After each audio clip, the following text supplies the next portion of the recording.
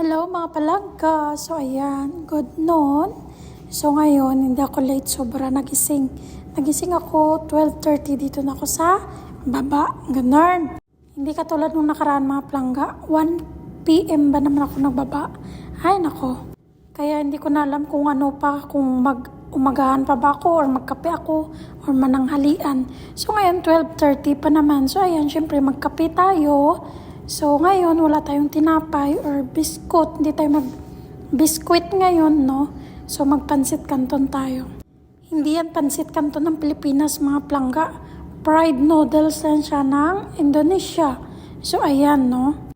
Kasi yung pansit canton ng Pilipinas mga palangga, hindi ko alam kung bakit. Pati yung noodles niya, dilaw siya mga palangga, puti pala. What I mean, puti pala siya mga palangga. Hindi katulad nito, di ba? Dilaw, hindi ko alam kung bakit. Siguro nirepack nila dito yan sa Saudi. So ayan ang yung kape ko pala, 2 na lang. Ay nako. Pero baka sa sunod araw sahod naman natin, bili na lang tayo ulit. Ali coffee lang talaga malakas mga palangga. Ito lang kasi yung mura, mas mahal yung Nescafe na 3-in-1 kaysa dito. So ayan, yan na lang yung binibili ko. So ayan yung ating breakfast mga palangga. Siyempre, laging gamit na natin itong ating Hello Kitty na brown. Tapos ito naman si Borbor. Pagka magkain ka nito, dyan din yan siya. Nag-aantay siya kung anong kainin mo. Tulad niyan, pansit canton din. Gusto niya rin yan mga palangga. Hindi ko alam kung bakit. Pero siyempre, konti lang binibigay ko sa kanya kasi nga, malay mo poison.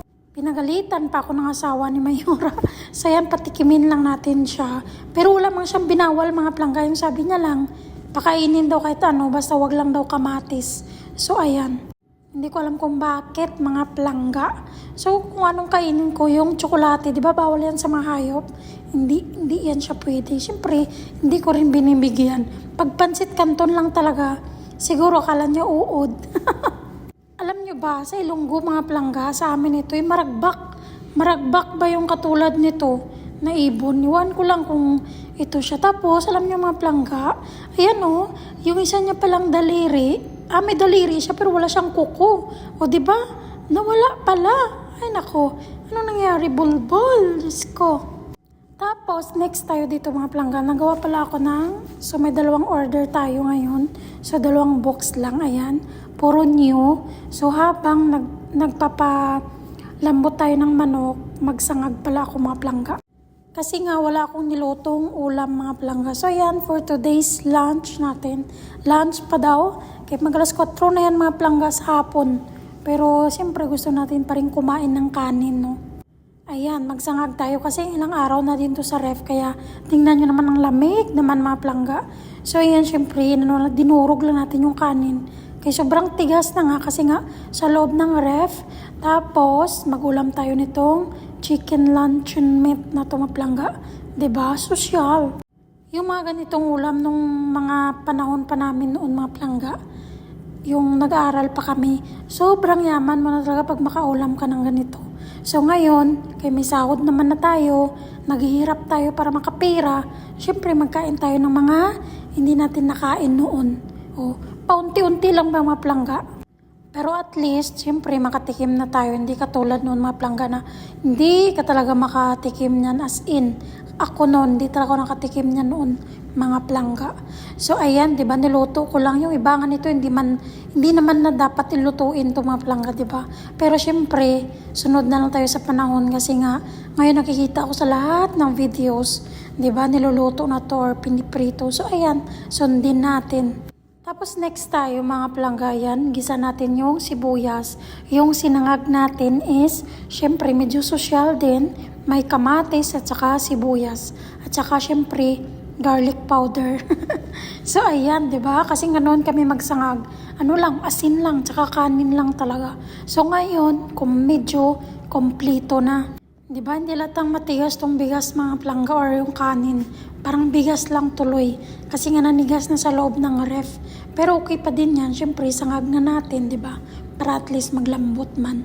So, dahil wala pala kaming sibuyas dahon, pero no worries. Kaya tingnan nyo naman. Yung iba nangunguha sa garden, ako naman nangunguha lang sa lagayan. O, diba? Tingnan nyo naman. Tumubo na pa mga plangga, pero okay na din yun. O, kasi nga may panglagay tayo sa sinangag natin. O, diba? May sibuyas daon ka na. Kaya pag nakita ko yun na tumutubo pa, sabi ni Mayura, tapo na daw.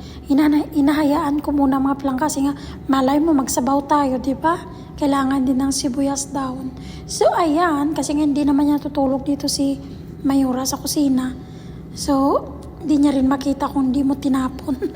So, yan, tingnan mo ngayon, di ba? Kasi nga, mas masarap pa rin yung sinangag na may sibuyas daon. So, ayan, luto na yung ating sinangag. Naging yellow siya mga plangga, kaya nilagyan ko siya ng sili. Yung sili na powder, at saka yung paprika. So, ayan, di ba? Dalawa lang daw, dalawang hiwa lang. Di ko alam kung magkasya yan sa akin mga plangga. Kasi nga, tinitipid ko yun. Sa isang kainan ko na naman yun, no? Or sa panggabihan ko ba. Ganon, tipid-tipid tayo mga plangga. Ay, nako. So, ayan, no? Kakain na tayo. Ayan na yung aking pagkain, mga plangga. Sinangag with chicken luncheon meat. O, diba? Hindi halata na naghihirap ako dito. Charot lang. Tapos, may Mountain Dew pa pala ako kagabi. So, siyempre, yan na lang yung iparis natin sa sinangag. May isda pa ako doon mga plangga, yung sardines. Masarap din yung ipaksiw, pero parang siyempre, parang tinatamad pa tayo ngayon kasi nga, pag nagpupuyat ka talaga, tamarin ka talaga, di ba? Or sa sarili ko lang ba talaga na tamad lang talaga siguro. O, di ba, ng tamad sa sarili, huwag tamad sa, sa trabaho, di ba? So, ayan na nga mga plangga, siyempre pabos na yung ating kanin. Mag 4 PM na talaga yan mga plangga. So, ayan, may natira akong konti. Pwede pa ito mamaya sa hapunan or kainin natin sa gabi.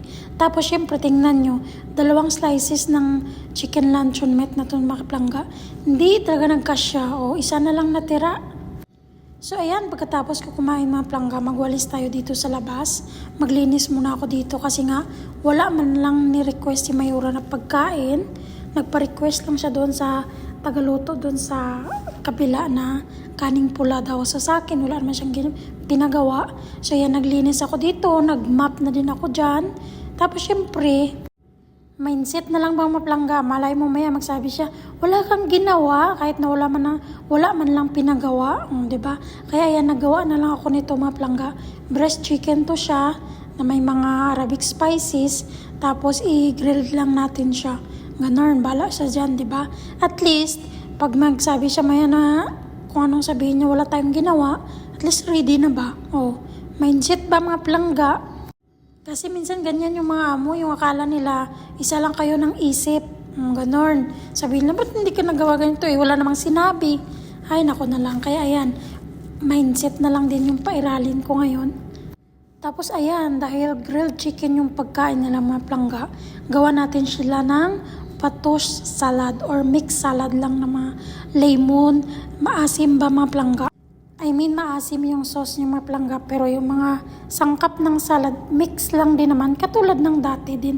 Cucumber, yung siling green, na yung malaki, tapos lettuce, bakdonis, kamatis, ganun mga plangga. So, yung ginamit ko nga dyan, yung cherry tomato, kasi nga marami kami niyan dito. So, ayan. Tapos, yung sauce niyan mga plangga is balsamic vinegar, yung syrup ng Dips Roman, ganon. Tapos, lemon, tsaka olive oil. So, yan, mix mo lang yan siya. Yung iba nilagyan pa nila yan ng za'atar or yung pula na yun. Nakalimutan ko na kung anong pangalan. Tapos, may Arabic bread pala yan na pinirito. Yan yung pinaka-taas niya mga plangga. Ayan, ganito yung salad nila dito mga plangga. Ako nung bago ako, nung narinig ko na magawa tayo ng salad or mapagawa yung amo ko ng salad, na masaya ba ako mga plangga? Kala ko naman yung salad na sa atin. Sobrang layo pala.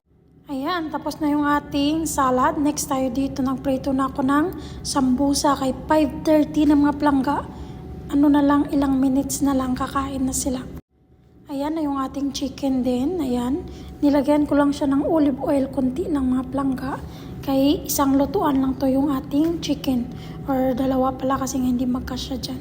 So pa-brownin lang natin yan. Kay puro breast lang din naman yan maplangga. Tsaka manipis yung pagkahiwa ko. So madali lang yan. Makaabot pa yan sa kainan nila Mayora. Nagawa na din ako ng fries, mga plangga. So ayan, fast forward. Hindi ko na nabidyohan kung anong mga tira nila, no. So naghugas time na tayo. Tapos, pagkatapos naman syempre parang nauhaw ako. Nagtimpla ako ng juice nila na yan. Bento tawag dyan mga plangga. Tapos may natirang fries at saka chicken. Pero fries lang yung kinuha ko mga plangga.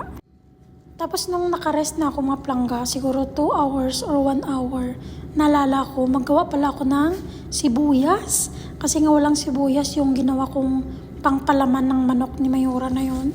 Yung breast chicken na yun na nilaga. Or yung niluto ko nung nakaraan, wala pa palang yun, sibuyas. Baka mawalan tayo ng stock na chicken. Wala tayong palaman sa sandwich ni Mayora. Baka magalit siya mga plangga. So ayan, pagkatapos hiwain natin yan. Pwede din makinayan mga plangga. Pero itong sibuyas na to, red onion kasi yung binili ng driver. So ayan, sobrang tubig niyan mga plangga. Lalo na pag minakina pa yan, hay nako, sobrang durog pa. Kaya yan, hiwain ko na lang siya maplangga. O diba, pag minakina yan, siguro isang kawali lang yung kalabasan. Pero ayan, tingnan nyo, diba, dalawa. So ayan, magkasya pa yan sa ating manok. Ayan, tingnan nyo naman maplangga. Red onion kasi, kaya sobrang kita talaga yung sibuyas niya. Noon kasi yan, nagagalit si Mayora kasi nga, hindi pwede yan kasi may ibang customer na magreklamo. Kasi nga, pagluto na yan maplangga, tingnan nyo mamaya, maging itim na yan kung luto na yung sibuyas. Hindi sunog ha. Ganyan talaga siya pag red onion, pag niluto mo siya, magiging itim siya ba. Pero syempre, no choice na tayo kasi nga, andyan na yan, di ba? Ay, nako na lang talaga. So, ayan, no, habang nagantay tayo ng ating sibuyas, syempre, mag-hansel muna tayo, ayan, habang nag-EML, o, di ba? Sino nag-EML dyan? Laro naman tayo, pabuhat. Tapos ito nang binili ko pa ito noon, mga plangga, expired na nga ata, oh, yung almond. Pero masarap pa rin naman. Ayan, tingnan nyo mga plangga, di ba? Hindi katulad ng yung puti na hindi talaga makikita yung sibuyas sa manok ba. Tapos ayan, tapos na tayo mga plangga dun sa ating sibuyas. Siyempre, maglinis na tayo kasi nga mamaya at least yung pagkain na lang ni Mayora kung kakain sila kung anong request nila. 'Di ba? Kung ayaw nila, mas okay din, 'di ba? Matulog tayo. Ay nako. Linisan ko lang itong peren na ito mga plangga. Tapos syempre magpunas-punas na din tayo dito, no? Para mamaya kahit map na lang or kahit hindi na mag-map. Charot lang mga plangga ha. Mag-map na lang tayo mamaya or bukas pwede din naman. Ayan, magpunas na rin tayo dito sa lamisa. Kasi nga ito naman si Mayora, yung kusina niya mga plangga, puro naman puti. May negosyo pa naman siya mga plangga. Okay lang kung may dirty kitchen na siya na iba or doon sa labas. Wala ito lang talaga. So ayan, ang hirap talaga kasi nga puti. Kaya ngayon yung pinunas ko ngayon is Clorox talaga mga plangga. Kasi hindi talaga matanggal yung mga yung mga dumi pagka matagal na. Kailangan talaga Clorox mga plangga. Tapos siyempre punasan, banlawan lang naman yung pamunas saka punas ulit mga plangga. Kasi nga minsan, nagagawa tayo ng order dyan, nahulog yung tinapay, kaya ayan. Siyempre dapat, hindi mga moy Clorox, ay nako. Tapos ayan mo, diba? Tingnan nyo, puro puti mga plangga. Ito lang yung silver, yung kanyang microwave na yan, at saka yung kanyang oven. Ay nako. Kaya makikita niya talaga maplangga pag hindi malinis, ganon. Pero ito, okay na to siya maplangga. Bawas lang ba? Maglinis na tayo dito lalo pag wala sila dito, pag nagbakasyon. Ayan, nabulol naman ako sa bakasyon. Excited yarn. Tapos pagkagabi mga plangga, yan, nag-request na naman ulit si Mayora na yung pinasa niya noon na videos, yun na naman daw gawin sa asawa niya. Isa lang daw kasi nga, pakain niya daw sa asawa niya. O ganon. Isa lang yung gawin natin na yung parata bread na to mga plangga. At saka nag-request pala siya na kuntiin lang daw yung cherry tomato at saka yung black olive mga plangga. So, ayan, konti lang daw. Kasi nung nakaraan daw yung ginawa ko, marami daw. So, ayan, kontiin lang natin, di ba? Kung anong sabihin ni Mayora ay go, di ba? Siyempre, yun ang sundin natin. So, ayan, di ba? Hindi ko na nakalimutan yung lagyan ng itlog bago ilagay sa oven. O, sana mag-pop na to mamaya, di ba mga plangga? Kasi nga, dire-diretso na yung kanyang pag-init sa oven. Nilagyan ko din ng sesame seeds. Siyempre, hindi natin nakalimutan yung itlog. So, ayan, siyempre, pati yung sesame. So, nakita nyo naman, di ba? Konti lang talaga nilagay ko na kamatis at saka yung olive na yan. Kasi nga, sabi ni Mayora, konti, di ba mga plangga? Tapos, balsamic vinegar, yung itim na yun na nakita nyo. Balsamic vinegar yun mga plangga. Tapos, ayan, ready na yung ating paratha bread, mga plangga.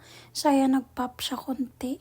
So, ito lang din yung pagkain nila. Spread lang natin itong cream niya mamaya. Ayan. Tapos, ayan na siya. Oh, ayan ang pagkain niya, maplangga. So, yun lang.